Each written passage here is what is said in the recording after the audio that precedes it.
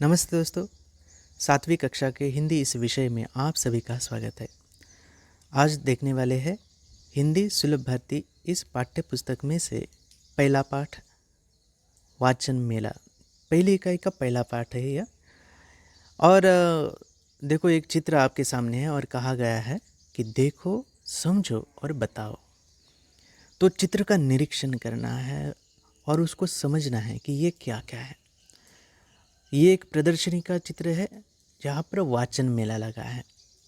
आप जानते हैं कि किसी एक मेले में जब आप जाते हैं तो तरह तरह के खिलौनों से भरे, तरह तरह के खेलों से भरे एक नज़ारे का दृश्य वहाँ पर होता है। तो वैसे एक वाचन मेला है, तो यहाँ पर पुस्तक प्रदर्शनी है और इस पुस्तक प्रदर्शनी में जाकर आप पुस्तकें पढ़ सकते हैं, खरीद सकते हैं और जान सकते हैं कि तरह तरह की पुस्तकों का प्रारूप क्या है, किस तरह की नई किताबें आए हैं, कौन कौन से नए प्रकार आए हैं वो भी। तो देखते हैं इस चित्र को और समझने की कोशिश करते हैं। तो यहाँ पर आप देख रहे हैं कि कुछ स्टॉल लगे हुए हैं, दुकानें लगी है और वहाँ पर कुछ चित्र है, तो उनका विवेचन मैं देना चाहता हूँ। तो यहाँ पर कुछ बाल साहित्य है, विज्ञान साहित्य है, कुछ ई बुक्स है, ऑडियो बुक्स है, तो इसके बारे में भी हम देखेंगे।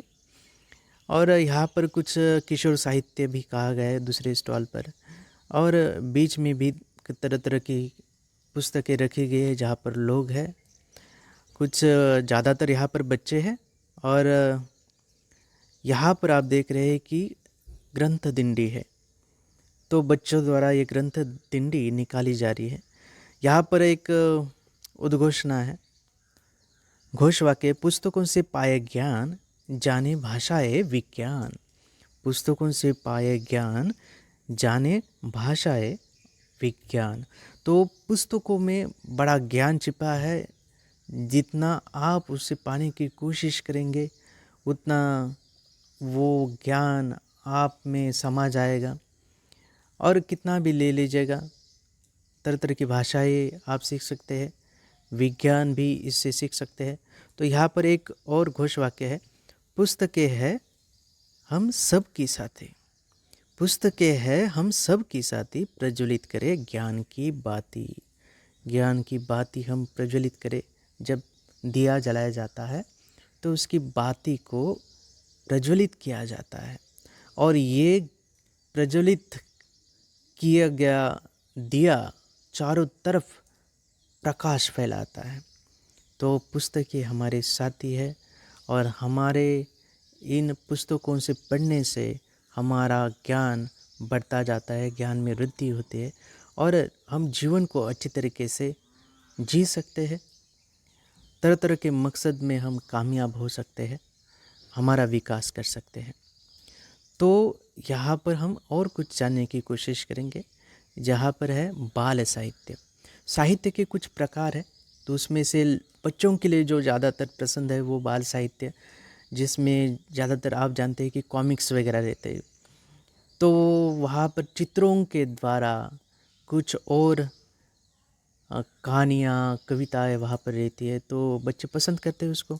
आप भी वैसे पुस्तकें पसंद करते हैं। विज्ञान कथा है, विज्ञान कथा है, साइंस फिक्शन की कुछ किताबें आपको भी देखने को मिलेगी। विज्ञान पर आधारित कुछ काल्पनिक कथाएं भी यहाँ पर पढ़ने को मिलेगी, जो मनोरंजन का काम करती है, लेकिन उसके साथ साथ विज्ञान के तत्वों को भी यहाँ पर वो उद्घाटित करती है। तो वहाँ पर हम सोचने के लिए विवश हो जाते हैं कि ये भी क्या हो सकता है। तरह तरह की कल्पनाएं भी इसमें शामिल है।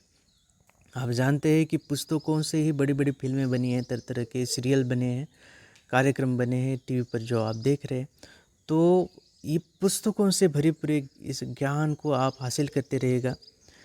अब नया साहित्य देखने को मिलता है, वो है ई बुक्स और ऑडियो बुक्स। तो ई बुक्स और ऑडियो बुक्स होते क्या है, तो ऑडियो बुक्स में आप जैसे उस ऑडियो को प्ले कर सकते हैं, चलाकर ऑडियो को चलाकर सुन सकते हैं। और ई बुक्स एक नया प्रकार है और इसमें आप जानते हैं कि डिजिटल तौर पर आप पुस्तकों को पढ़ सकते हैं। तो इसमें पीडीएफ वगैरह आप फाइल का रूप तो जानते हैं, लेकिन इससे आगे चलकर ईपब के रूप में .epub उसका एक्सटेंशन रहता है, ऐसी फाइलें आप पुस्तकों के ले सकते हैं ई पब में। तो ई पब का एक फ़ायदा यह है कि इसके लिए आपको प्ले बुक्स या कुछ मीडिया 36 जैसे कुछ ऐप है, उन ऐप में वो चलाए तो जैसे पुस्तक का पन्ना आप पलटते हैं वैसे पुस्तक का पन्ना आप यहाँ पर भी पलट सकते हैं और देख सकते हैं कि इसमें क्या मज़ा है। मैं कुछ किताबें आपको दिखाना चाहता हूँ ई बुक्स की, तो चलते दूसरी स्क्रीन पर और वहाँ पर देखेंगे कि ई बुक्स क्या है। तो यहाँ पर एक किताब देखते हैं। मैं ई पब के रूप में जो एक पुस्तक है उसको देख रहा हूँ।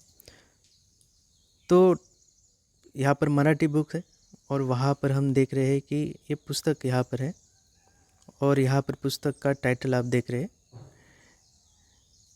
यहाँ पर से हम पन्ना पलटे तो इस तरह पन्ना पलट जाता है।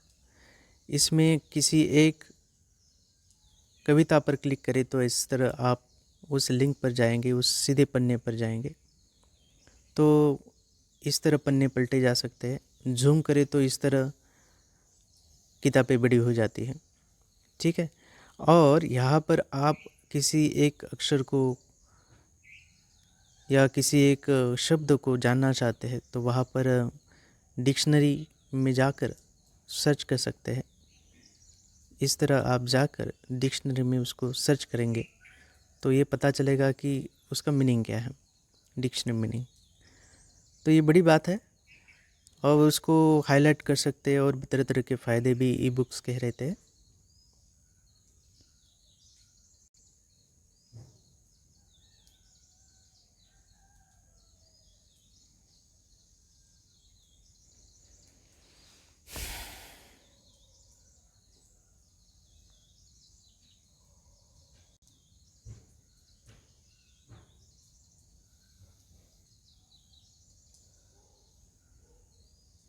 तो इस तरह पन्ने रहते हैं। नीचे आप देख सकते हैं कि एक पूरा का पूरा उसका इंडेक्स आता है जिसमें से आप चाहे तो उस पर क्लिक करके उस कविता में या उस पन्ने पर जा सकते हैं।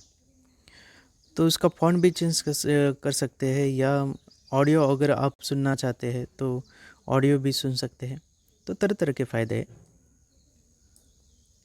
चलते हैं अपनी स्क्रीन पर।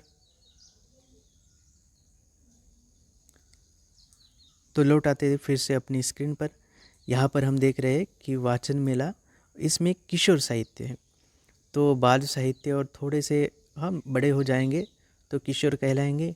तो तरह तरह के और साहित्य हमारे लिए भी यहाँ पर भरा पड़ा है।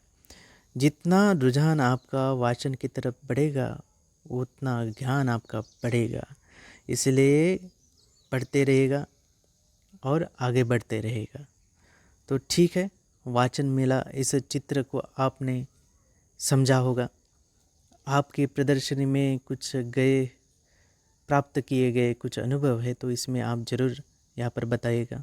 साथ साथ आपकी पसंदीदा किताबों के नाम यहाँ पर ज़रूर दर्ज करें ताकि हमको भी कुछ और वहाँ पर जानकारी मिल सकती है कि कौन सा रुझान आपका है पुस्तकों की तरफ देखने का। ठीक है, यहाँ पर विदा लेता हूँ। धन्यवाद।